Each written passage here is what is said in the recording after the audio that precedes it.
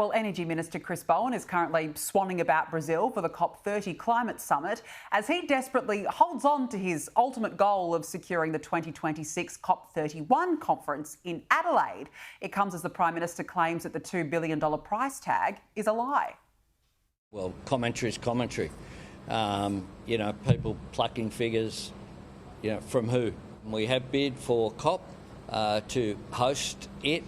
We see that there would be, in partnership with the Pacific, climate change is a real issue. Joining us now is former Speaker of the House, Bronwyn Bishop. Bronwyn, welcome back to the show. Thank you so much for joining us. Pleasure. So Bowen's swanning about Brazil now, desperate to get this bid. I mean, I hope that Turkey takes it from us. I really hope that Turkey is successful in its endeavour, because seriously, what on earth is in it for us? Absolutely nothing. Do you suspect that Mr Albanese also hopes Turkey gets it? I reckon he might, secretly. I think so. Do you remember 2007 when we had the big APEC Leaders Conference in Sydney with all the riots and we had all the caged... didn't do Howard any good, did it? No, that's a fair point. I wonder if he's secretly hoping that Turkey does win, but if he's just putting on a performance to make it look to the Pacific in particular like we're doing something. He is continually putting on a performance, trying to be a reasonable sort of chap. We know he's basically a socialist, hardcore. Bronwyn, this internal identity crisis that the Liberal Party is going through, and we've heard about net zero and what Susan Lee has done today, I'd just be keen to know, there's people inside the party that think you can't drop net zero because you need to win back the northern beaches, the eastern suburbs, the affluent seats in Victoria that are now won by Climate 200. Now, one of these is your old seat of Mackellar. What say you to those people that say you cannot drop net zero if you want to win back those seats one day? We tried that in 2 elections and failed. I held that seat for 22 years. And quite frankly, the Teals bought those seats. I used to run a campaign, I think, for about $100,000. I think when the current member won it, it was something like 1.2 million. And you can repeat that. So money speaks, and money speaks in this whole debate. And with getting rid of net zero, it is like lifting a yoke off the Australian people. It has been like a quicksand, drawing people in and drowning them, and their standard of living going with it. Now, this gives an opportunity to get out there and fight for the future of this country, and it's about time too. It's not an internal problem for the Liberal Party. It's found some steel for its backbone. You think, though, that you could sell this new policy to those affluent voters who don't have cost of living often as their number one? It's all about climate change, firstly, because that is the real question. For 2 elections in a row, you've had them say, we back this. These are people running on a climate change platform, and you've backed net zero. Do you really think the Liberal Party can sell that to Well, if these that's voters? the dominant issue, why would you take the second best offering? Why wouldn't you stick with the one you've got? You've got to get out there and fight for what's really in the best interest of the nation. And let me go back to a campaign I ran back in 1987-88 for Nick Greiner.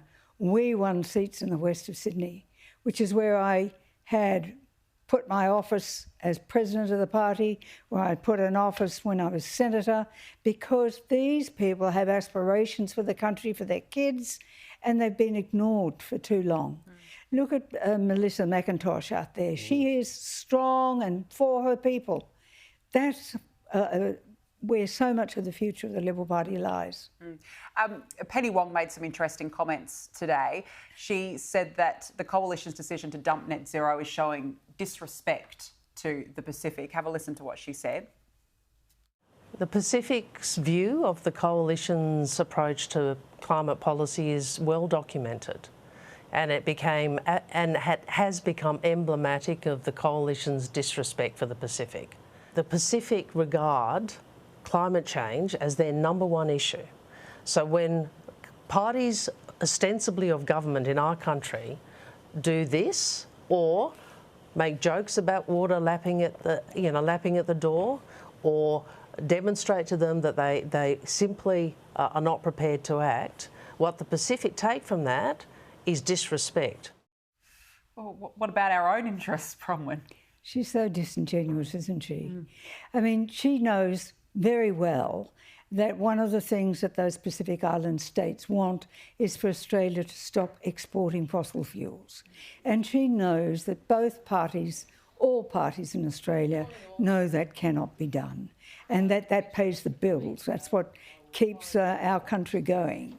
So she is so disingenuous.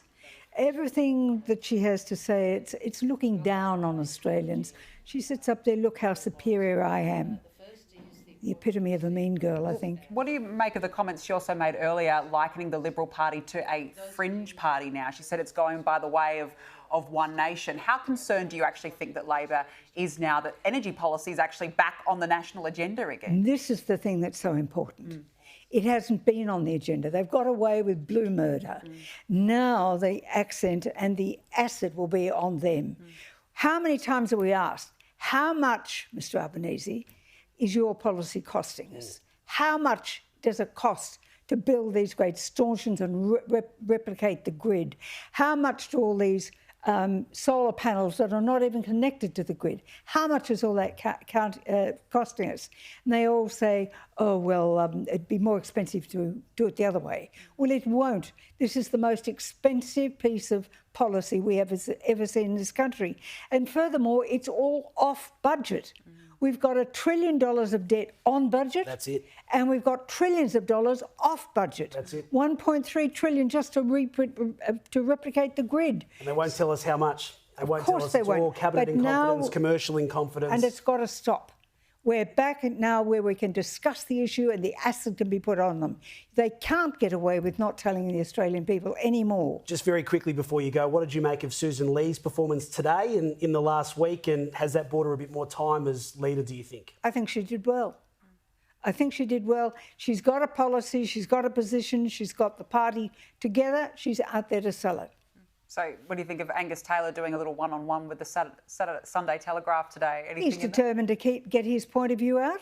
Good on him. This is, when you're opposition, the more voices you've got out there, putting the point of view, the better. Yeah. Well, look, fair. It's a good week. It's been a good week, let's be honest, for the coalition. It's been good to see finally policy, migration next as well. Absolutely. So they're the two issues that really matter in this country. Exactly. Because migration isn't only about housing. Yeah. It's about why people are lying in emergency wards on the floor for 24 hours because there's not room in the hospitals. It's why teachers are going out to schools where they're not properly equipped to teach the kids that they have to teach because suddenly you have to find more of them. It's why nurses are under pressure. It's why you can't even go and get a driver's licence in an easy time because you've got a whole lot of people converting to get Uber licences. So the whole thing is just a Ponzi scheme. It absolutely, it certainly is. Bronwyn Bishop, good to see you as always. Thanks so much for joining us on the show. Really appreciate it.